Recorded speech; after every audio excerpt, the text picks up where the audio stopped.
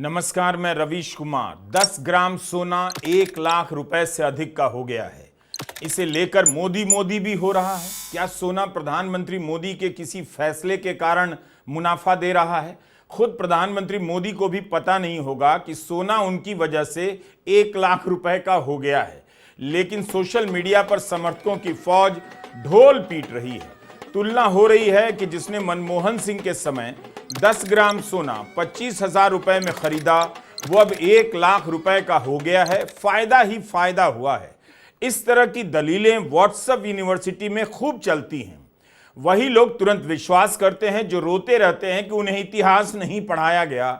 अगर एक और हिसाब निकाल दिया जाए कि आपने अटल बिहारी वाजपेयी के समय यानी 2003 में 10 ग्राम सोना 5600 रुपए का खरीदा था, तो वो मनमोहन सिंह के समय यानी 2013 में 29,000 का हो गया, 5 गुना बढ़ा। मनमोहन सिंह के 25,000 10 ग्राम से प्रधानमंत्री मोदी के समय 1 लाख हुआ, यह तो 4 गुना बढ़ा। लेकिन क्या इससे आप बहस जीत जाते हैं? बकवास बात है। प्रधानमंत्री मोदी की सरकार सोने के मामले में कहीं से कोई एक्सपर्ट नहीं है। इस सरकार ने सॉवरेन गारंटी के साथ गोल्ड बॉन्ड जारी किया था, लेकिन जैसे ही सोने का भाव बढ़ने लगा बंद भी कर दिया। 2015 में इसके लॉन्च के समय कहा गया कि इससे सोने के आयात में कमी आएगी। आ गई क्या कमी? अगर ऐसा था तो 2015 की स्कीम को अचानक 2025 में क्यों बंद किया गया? क्योंकि सोने का दाम इतना ज्यादा हो गया है कि आप उस भाव पर निवेशक को रिटर्न देंगे तो सरकार का खजाना खाली हो जाएगा, कंगाल हो जाएंगे। आर्थिक मामलों के सचिव अजय सेठ का बयान है कि इस स्कीम को जारी रखना सरकार के लिए काफी महंगा साबित हुआ है। मीडिया रिपोर्ट के अनुसार इस मूर्खता के कारण सरकार पर उल्टा 1.25 लाख करोड़ का बोझ बढ़ गया। यही नहीं, रिजर्व बैंक को रिटर्न की प्राइस फिक्स करनी पड़ी कि 1 यूनिट का 8,624 रुपया ही दिया जाएगा। अगर सोने का दाम बढ़ने से फायदा हो रहा है तो बीजेपी के समर्थक इस सवाल का जवाब दें। छोड़िए मनमोहन सिंह के समय निवेश करने वालों की चिंता, उनके फायदे की बात मत कीजिए। मोदी सरकार के समय जिन्होंने सॉवरेन गोल्ड बॉन्ड खरीदा, उन्हें लाभ का कितना अवसर मिल रहा है? 10 ग्राम 1 लाख से अधिक का हो गया। क्या इससे उन्हें 6 गुना, 5 गुना, 4 गुना मुनाफा मिल रहा है? जिस प्रधानमंत्री के पास इसका जवाब तक नहीं कि राजस्थान में 59,000 चपरासी की वैकेंसी के लिए 24 लाख से अधिक आवेदन कहां से आ गए हैं? इनमें एमबीए, इंजीनियर, पीएचडी कैसे हैं? वो अगर सोने के निवेश को लेकर अर्थशास्त्री बन गए होते तो हर दिन रैली में सोना खरीदो कहते रहते। भारत के लिए कच्चे तेल का दाम अंतर्राष्ट्रीय बाजार में 68.34 डॉलर का हो गया है। यह 47 महीने में यानी 3 साल से अधिक समय का न्यूनतम दाम है। तब भी पेट्रोल और डीजल का दाम कम नहीं कर पा रहे हैं। ना लोगों को समझ में आ रहा है कि मांग भी करें। लोगों की जेब से पैसे लिए जा रहे हैं, लेकिन सोने का दाम बढ़वा रहे हैं मोदी जी, ताकि लोगों को फायदा हो। बचा लीजिए इस तरह की लॉजिक से खुद को, वरना गड्ढे को दोष मत दीजिएगा जब आप गिर जाएंगे। लेकिन लोग हैरान तो हैं कि 10 ग्राम सोना 1 लाख का कैसे हो गया और कितना बढ़ जाएगा? कहीं गिर गया तो कितना गिर जाएगा? मॉर्निंग स्टार नाम के अमेरिकी फाइनेंशियल फर्म का कहना है कि सोने का भाव गिरेगा भी और यह 56,000 10 ग्राम पर आ जाएगा।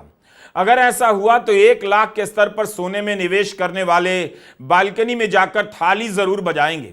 लेकिन इस भविष्यवाणी को भी सुन लीजिए। गोल्डमैन सैक्स ने अनुमान लगाया है कि 2025 खत्म होते होते 10 ग्राम सोना 1,26,000 से अधिक का हो जाएगा, यानी $200 और बढ़ेगा, $3,700 तक जाएगा। ज्यादा जोखिम के मार्केट में गोल्डमैन सैक्स ने सोने के $4,500 तक पहुंचने का अनुमान लगाया है, यानी $1,000 की वृद्धि अभी और हो सकती है। किसका दावा सच होगा और किसका गलत, यह हम नहीं बता सकते, लेकिन हम इसमें जरूर दिमाग लगाना चाहते हैं कि सोना खरीद कौन रहा है, क्यों महंगा हो रहा है। कहीं ऐसा ना हो जाए कि सोना सुनकर लोग बैंकों से पैसे निकालकर जौहरी की दुकान के आगे लाइन में खड़े हो जाएं।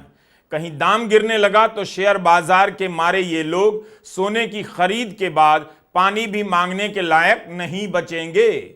10 ग्राम सोने का भाव 1 लाख तक पहुंच जाना, उससे अधिक हो जाना भारत और दुनिया की अर्थव्यवस्था के बारे में क्या बताता है? क्या अर्थव्यवस्था भयंकर संकट की चपेट में है? कोई भी सहज बुद्धि से पता कर सकता है कि भारत की अर्थव्यवस्था अस्थिर है। शेयर बाजार में निवेश करना खतरे से खाली नहीं। दूसरा, सोना किसकी वजह से महंगा हो रहा है, यह हमारा बड़ा सवाल है। क्या वाकई आम मिडिल क्लास को फायदा हो रहा है? हम इन सवालों की पड़ताल इस वीडियो में कर रहे हैं। हमने कई जगहों से जानकारी जुटाई है और आपके लिए हिंदी में यह वीडियो बनाया है ताकि पता रहे कि सोना इतना महंगा हो रहा है यह किसका खेल है और इस खेल में आप हारेंगे या जीतेंगे। जुलाई 2024 में सोने का भाव एक महीने में 6,000 महंगा हो गया। 1 जुलाई 2024 को 10 ग्राम सोने का भाव 67,850 रुपए था। 17 जुलाई को बढ़कर 73,880 रुपए हो गया, लेकिन गिरा भी। 31 जुलाई को 68,820 रुपए पर आ गया। उसके बाद से सोना ऊपर नीचे होता रहा और अब 10 ग्राम सोना 1 लाख रुपए से अधिक का हो गया है। 10 मई 2024 को अक्षय तृतीया थी। उस दिन 10 ग्राम सोने का भाव 73,240 रुपए था। 11 महीने में 10 ग्राम सोने का भाव 96,000 रुपए पर पहुंच गया। 31% से ज्यादा का फायदा हुआ। इस साल अप्रैल महीने की शुरुआत में 10 ग्राम सोना 91,000 के रेट पर पहुंचा। अभी महीना खत्म होने में 8 दिन बाकी है। सोना 1 लाख से ज्यादा का हो गया है। जिसने सोने में निवेश किया है पहले, वो आज मुस्कुरा तो रहा होगा। तो कौन है आप में से स्मार्ट जो पिछले 1 साल में या उसके पहले से सोने में निवेश कर रहा था? यह पता किया जाना चाहिए कि सोने में निवेश करने वाले कौन कौन हैं। मिडिल क्लास, आम गृहिणियां या बड़े बड़े धनवान जो अपना पैसा शेयर बाजार और कंपनियों से निकालकर सोने में गाड़ रहे हैं। मत भूलिए कि बैंकों ने बचत खातों पर ब्याज दरें घटा दी हैं आपके लिए। कई बैंकों में सेविंग अकाउंट पर ब्याज दर 3% या उससे भी कम कर दिया गया है। फिक्स डिपॉजिट के रेट घटाए जाने लगे हैं। आपका पैसा मिट्टी होता जा रहा है और सोने के दाम के लिए आपको मेडल दिया जा रहा है। यह कुछ ज्यादा नहीं हो रहा। कोटक महिंद्रा बैंक के उदय कोटक भारत की गृहिणियों की तारीफ कर रहे हैं। कह रहे हैं वे दुनिया में सबसे स्मार्ट फंड मैनेजर हैं। सरकार, सेंट्रल बैंक और अर्थशास्त्री को भी भारत से सीखना चाहिए कहते हैं। क्या सचमुच यह भारत की महिलाओं का चमत्कार है कि उन्होंने सोने में निवेश किया? पहले भी तो भारतीय महिलाएं सोने में निवेश कर रही थीं, टुकड़े टुकड़े में सोना खरीद रही थीं। क्या पिछले 2 साल में ऐसा कुछ देखने को मिल रहा है कि भारत की महिलाएं सोना खरीदने लगी हैं? उनके पास इतना ज्यादा पैसा आ गया है कि 10 ग्राम सोने का भाव वो खरीदते खरीदते 1 लाख के पार ले गई हैं। बकवास की भी एक सीमा होती है। सवाल शुरू होता है संदेह से। क्या वाकई यह समय है भारत की गृहिणियों की तारीफ का, या उन्हें आगे कर कोई सच्चाई छिपाने का प्रयास कर रहा है? कहीं ऐसा तो नहीं कि इसके पीछे उद्योगपति और निवेशक एक सच को छुपा रहे हैं कि वे सोने में पैसा लगा रहे हैं क्योंकि उन्हें दिख गया है कि मंदी आने वाली है, अर्थव्यवस्था में जान नहीं बची है, तो पैसा बैंक में मत रखो, शेयर बाजार में मत रखो, सोने में लगा दो। जैसा भी होगा, जितना भी होगा, अपने पास तो रहेगा। संकट की बात अगर वो कह देंगे तो फंस जाएंगे, इसलिए महिलाओं को श्रेय देकर निकल जा रहे हैं। तो फिर यह खबर क्या कहती है? सोना गिरवी रखकर लोग लोन क्यों ले रहे हैं? जब गिरवी रखने की खबर आती है तब तो कोई उदय कोटक भारत की गृहिणियों की हालत को लेकर चिंता नहीं जताते। 1 साल में गोल्ड लोन लेने में 76% की वृद्धि हुई है। यह रिजर्व बैंक का खुद का आंकड़ा है। कुछ अनुमानों के मुताबिक भारत के परिवारों के पास 24,000 टन सोना है। दुनिया भर के बैंकों में जितना सोना जमा है, तकरीबन उतना सोना तो भारत के घरों में है। तो क्या आप इस सोने से ही लोन लेकर अपना घर चला रहे हैं? लोगों के घरों में जो सोना है उससे अर्थव्यवस्था पर क्या असर पड़ रहा है? खबरें हैं कि reserve bank of India gold loan देने के नियमों में बदलाव करने की तैयारी में है। गोल्ड लोन पर जारी हुई ड्राफ्ट गाइडलाइन में लिखा है कि बैंकों और एनबीएफसी को गोल्ड लोन देने में अपनी सभी शाखाओं में एक समान प्रक्रिया अपनानी होगी। कलेक्शन और हिसाब करने की प्रक्रिया को स्थापित करना होगा ताकि कोई गड़बड़ी ना हो। सोने की गुणवत्ता के आकलन के लिए मानकों का सख्ती से पालन करना होगा। बिजनेस स्टैंडर्ड की अनुप्रेक्षा जैन ने एनबीएफसी क्षेत्र के जानकारों के हवाले से लिखा है कि इससे गोल्ड लोन की कीमत में 2 से 5% तक की बढ़ोतरी हो सकती है। जाहिर है इसका असर उपभोक्ता पर ही पड़ेगा, उसके लिए लोन और महंगा हो जाएगा। 10 ग्राम सोने का दाम जितना नहीं बढ़ा, उससे कहीं ज्यादा सोना गिरवी रखकर लोन लेने वालों का प्रतिशत बढ़ गया है। पत्रकार विवेक कौल ने गोल्ड लोन को लेकर नवंबर महीने में एक बात कही थी। उस समय सितंबर 2024 में सोने के जेवरात के बदले लोन की मात्रा में 50% से अधिक की वृद्धि हो गई थी। 3 साल में सबसे अधिक वृद्धि बताई गई। इस पर विवेक कौल ने कहा कि शादियों को लेकर बताया जाता है कि वे आर्थिक विकास में सहायक होती हैं, जो कि सही भी है, मगर जेवरात के बदले लोन लेने का आंकड़ा बता रहा है कि शायद शादी के कारण लोग कर्ज में डूबते भी जा रहे हैं। सभी गोल्ड लोन संगठित क्षेत्र से नहीं लिए जाते। असंगठित क्षेत्र में क्या हो रहा है यह हम नहीं जान सकते। विवेक कौल का इशारा शायद साहूकारों की तरफ है। तो गेम आपको समझ में आया। असंगठित क्षेत्र में क्या हो रहा है किसी को पता नहीं। कोई सवाल नहीं कि क्यों नहीं पता। आपके सामने सोने को लेकर 2-3 प्रकार की खबरें हैं। 10 ग्राम सोना 1 लाख से अधिक का हुआ तो उसके पहले ही गोल्ड बॉन्ड बंद कर दिया गया और लोग सोना गिरवी रखकर लोन लेने लगे। सवाल है कि सोने में निवेश कौन कर रहा है, गृहिणियां या उद्योगपति या बड़े बड़े फंड या काला धन के स्वामी? क्या आपको अफसोस हो रहा है कि आपने सोने में निवेश नहीं किया? अफसोस हो सकता है। शादी का सीजन आ रहा है, उन लोगों का क्या होगा? साधारण मिडिल क्लास के परिवार वाले भी तो पिस जाएंगे। भारत का समाज भीतर से एक सड़ा हुआ समाज है। यह शादी में दिखता है, बस ज्यादा ना दिख जाए इसके लिए लोग लाखों रुपए का खर्च कर मैरिज हॉल को सजा देते हैं और दूल्हे को घोड़ी पर चढ़ा देते हैं। मिडिल क्लास पर लड़के वालों की तरफ से सोने की मांग बढ़ती जाएगी और लड़की वाले मांग पूरी करने में मरते चले जाएंगे। तो इस सवाल का जवाब ढूंढा जाना चाहिए कि सोने का महंगा होना किसके लिए अच्छा है? उन बड़े निवेशकों, काले धन के स्वामियों के लिए जो लाखों रुपए का सोना खरीद सकते हैं, खरीद रहे हैं, या उस मिडिल क्लास के लिए जो इसे एक बचत के रूप में पसीने की कमाई से काट काट कर खरीदता रहता है? दुनिया के अखबारों में साल 2025 से ज्यादा साल 1930 की चर्चा हो रही है। इस साल महामंदी की याद की जा रही है। बार बार कहा जा रहा है कि ट्रंप ने टैरिफ की राजनीति शुरू कर दुनिया को मंदी की तरफ धकेल दिया। शेयर बाजार में निवेश करना असुरक्षित हो गया तो लोग सोने में निवेश कर रहे हैं ताकि जब करेंसी टूट जाएगी तो कम से कम सोने का धेला तो बचा रह जाएगा। अगर सोना का महंगा होना अर्थव्यवस्था की तबाही का संकेत है तब तो खुश होने वाली बात नहीं। इसका एक अंतर्राष्ट्रीय पहलू भी है। अमेरिका में भारत की तरह महिलाएं सोना नहीं खरीदती, लेकिन वहां भी सोने का भाव बढ़ रहा है। राष्ट्रपति ट्रंप और अमेरिका के केंद्रीय बैंक के गवर्नर के बीच तनातनी हो रही है। अमेरिका में भी सोना का भाव $3500 से ऊपर चला गया है। अमेरिका के फेडरल बैंक के अध्यक्ष जेरोम पावल ने कह दिया कि ट्रंप के लगाए टैरिफ के कारण आने वाले समय में विकास की रफ्तार कम हो सकती है, महंगाई, बेरोजगारी बढ़ सकती है। इस बात से ट्रंप नाराज हो गए, पावल को लूजर कहने लगे और मांग करने लगे कि फेडरल बैंक इंटरेस्ट रेट तुरंत कम करे। पावल के महंगाई वाले बयान के बाद ट्रंप ने सार्वजनिक रूप से कह दिया इन्हें जल्द से जल्द बर्खास्त कर दिया जाए। ट्रंप के बयानों के बाद मार्केट और सरकारी बॉन्ड दोनों में तेजी से गिरावट देखी गई।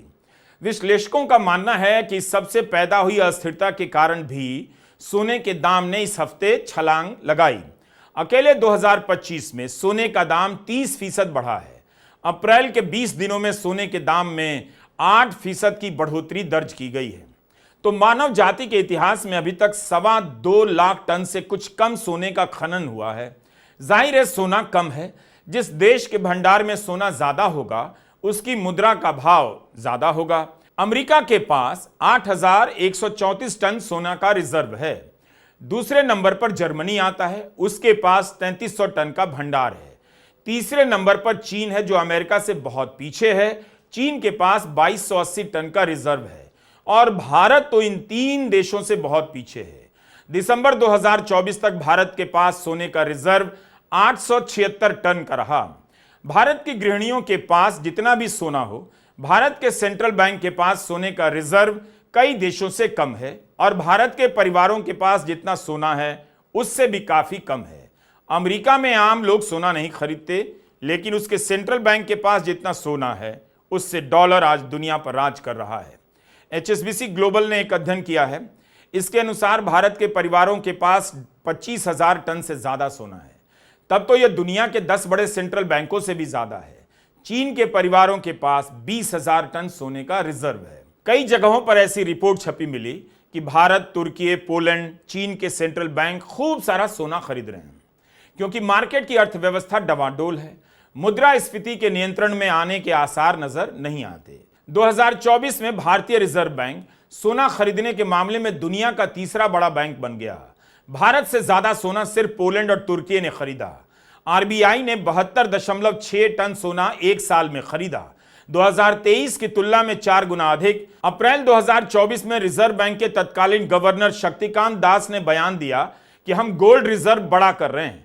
वर्ल्ड गोल्ड काउंसिल की रिपोर्ट है कि 2024 में आरबीआई ने अपने गोल्ड रिजर्व में 9% की वृद्धि की। आरबीआई ने 2024 के 12 महीनों में से 11 महीने सोना खरीदा। नेशनल बैंक ऑफ पोलैंड ने भी 90 टन सोना खरीदा है, भारत से ज्यादा। नेशनल बैंक ऑफ पोलैंड के प्रेसिडेंट तो खुलकर सोने में निवेश की वकालत करते हैं। 2024 में चीन के पीपल्स बैंक ने 44 टन सोना खरीदा। तुर्की ने तो चीन से भी ज्यादा सोना खरीदा। चीन के निवेशक गोल्ड ETF में खूब पैसा लगा रहे हैं। होड़ मची है कि खुद को बचाना है, अपने पैसे को बचाना है तो सोना खरीदो। इसका असर क्या होगा हमारी आपकी अर्थव्यवस्था पर, इस पर बात होनी चाहिए। सेंट्रल बैंक दुनिया भर के खरीद रहे हैं सोना, इसका मतलब है उनका मौजूदा अर्थव्यवस्था में विश्वास हिल गया है। मीडिया रिपोर्ट से एक और बड़े खरीदार का पता चला, म्यूचुअल फंड का। आप शेयर की तरह सोना खरीद सकते हैं, इसे ही ETF कहते हैं। Association of mutual funds in India AMFI के अनुसार सोने के ETF में म्यूचुअल फंड का निवेश बढ़ गया है। एक साल के भीतर फरवरी महीने में 95% बढ़ गया। क्या इस दौरान आपने म्यूचुअल फंड की SIP बंद होने की रिपोर्ट नहीं देखी? मार्च महीने में SIP के जितने खाते खुले हैं उससे ज्यादा बंद हुए हैं। स्मार्ट निवेशक गृहणियां नहीं हैं, बैंक हैं, धनवान लोग हैं। भारत के लोग सोना बेचने के लिए नहीं खरीदते, इतनी आसानी से बेचना भी नहीं चाहते, तो सोना गृहणियां नहीं खरीद रही। बाजार में इस तरह की बातें चल रही हैं कि लोग 22 कैरेट की जगह 18 कैरेट का सोना खरीदने लगे हैं। नकली गहने का इस्तेमाल बढ़ गया है, अपनी पसंद से समझौता करने लगे हैं। इसी साल फरवरी की यह खबर है CNBC TV 18 की शिवानी बजाज की। वर्ल्ड गोल्ड काउंसिल के आंकड़े बता रहे हैं कि भारत में सोने के गहनों की मांग में 7% की कमी आ गई है और गोल्ड ETF में 216% का उछाल आया है। 2024 में सोना के दाम में 15% का उछाल आया। इससे गहने बनवाना महंगा हो गया। मेकिंग चार्ज भी 10 से 25% महंगा हुआ है। एक और रिपोर्ट से जानकारी मिली कि सोना गिरवी रखने वालों में महिलाओं की संख्या बढ़ती जा रही है। 5 साल में 22% बढ़ गई है। अगर महिलाएं इस कदर खुश हैं तो जौहरी बाजार से रिपोर्टिंग क्यों नहीं हो रही? मीडिया क्यों नहीं गृहिणियों को आगे ला रहा है कि वे इससे कितना खुश हैं? बजट की तारीफ करवानी होती है तो रसोई घर तक चले जाते हैं। और 10 ग्राम सोना 1 लाख से अधिक का हो गया है, इस पर गृहिणियों की कोई आवाज नहीं। एक से एक एक्सपर्ट आ गए हैं मार्केट में, जिन्हें अब दिखने लगा है कि निफ्टी के रिटर्न से भी ज्यादा सोने में निवेश का रिटर्न है। ये बताने लगे हैं कि एक साल में सोने का रिटर्न 40% के करीब हो चुका है। इतना रिटर्न शेयर बाजार से नहीं मिलेगा, निफ्टी से भी ज्यादा रिटर्न सोना में निवेश करने से मिल रहा है। तो क्या यह ज्ञान प्राप्ति इन एक्सपर्ट को अभी अभी हुई है? सोना तो कई साल से धीरे धीरे बढ़ता ही जा रहा है। सवाल है कि इतनी तेजी से 1 लाख के पार कैसे पहुंचा, क्यों पहुंचा? ये एक्सपर्ट असली बात क्यों नहीं बता रहे हैं? आप देखिएगा, जैसे ही सोने का भाव गिरेगा, यही एक्सपर्ट अपनी सूट और टाई भी नहीं बदलेंगे, उसी कपड़े में आ जाएंगे और सोने को भला बुरा कहने लग जाएंगे, शेयर बाजार में निवेश को अच्छा बताने लग जाएंगे। 10 ग्राम सोना 1 लाख से अधिक का होगा तो भारत की गृहिणियों की पहुंच से दूर भी हो जाएगा। वो बेचने तो जाएंगी, खरीदने नहीं जा सकेंगी। सोने का दाम देखकर यह मत समझिए कि भारत की अर्थव्यवस्था आसमान छू रही है। अर्थव्यवस्था के लिए यह कोई अच्छा संकेत नहीं है। बिजनेस स्टैंडर्ड में हिमाली पटेल का यह लेख पढ़िए। कह रही हैं कि भारत में पिछले 6 महीने में इक्विटी से मिलने वाला रिटर्न घटा है। बाजार की अस्थिरता खत्म होने का नाम नहीं ले रही। पिछले 6 महीने में मिड कैप और स्मॉल कैप का रिटर्न 11 से 14% ही रहा। अमेरिका के नैस्डैक और S&P भी 6 महीने में 8% नीचे आ गए। इस बीच रिजर्व बैंक ने रेपो रेट कम कर दिया, जिससे फिक्स डिपॉजिट का रिटर्न फिर से घटने लगा। इसलिए लोग फिक्स डिपॉजिट के अलग अलग तरीकों की तरफ भाग रहे हैं। सोने में निवेश फिक्स माना जाता है। सोना को लेकर एक्सपर्ट सुझाव दे रहे हैं कि अपने निवेश का 5 से 10% हिस्सा सोना में लगाइए, इसे लंबे समय के लिए रखिए। मिंट अखबार में एक सीरीज छप रही है, गुरु पोर्टफोलियो सीरीज। इसमें तरह तरह के एक्सपर्ट बता रहे हैं आप कहां कहां निवेश करें। जैसे 21 अप्रैल को पत्रकार जस कृपलानी ने डीएसपी म्यूचुअल फंड के सीईओ कल्पेन पारेख से बात की। कल्पेन के बारे में लिखा है कि वो हाइब्रिड निवेश कर रहे हैं। सोने के रिटर्न के बारे में कहते हैं 1 साल में करीब 40% रिटर्न दिया है, जो कि सोने के 11% के दीर्घकालिक यानी लॉन्ग टर्म औसत रिटर्न से 3.5 गुना अधिक है। यहां लोगों को इसी का पता नहीं कि अगले महीने उनकी नौकरी रहेगी या नहीं, लेकिन मास्टर क्लास वाले गुरु 30-30 साल तक के निवेश का प्लान बता रहे हैं। तो समझना होगा यह सब किसके लिए होता है। बहुत सावधानी से और विवेक के साथ निवेश करना चाहिए। कहीं भी मंदी की भविष्यवाणी और उछाल की उम्मीद पैदा करने वाले एक्सपर्ट की कोई कमी नहीं है। वैसे एक ही निवेश से पहले हमेशा पता कीजिए सोना कौन खरीद रहा है, किसका पैसा लग रहा है, मिडिल क्लास का, गृहिणियों का या धनवानों का। धनवानों का लग रहा है तो उनका मकसद क्या है। आप 30 साल का लगा रहे हैं, क्या पता वो 30 दिनों का सोचकर लगा रहे हो। भारत की अर्थव्यवस्था में ऐसा कुछ भी नहीं हुआ है जिसे लेकर आप इस वक्त जश्न मनाने लग जाएं। और जब यही नहीं हुआ है तब डरना चाहिए कि आपका सोना कहीं मिट्टी तो नहीं हो जाएगा। नमस्कार, मैं रवीश कुमार।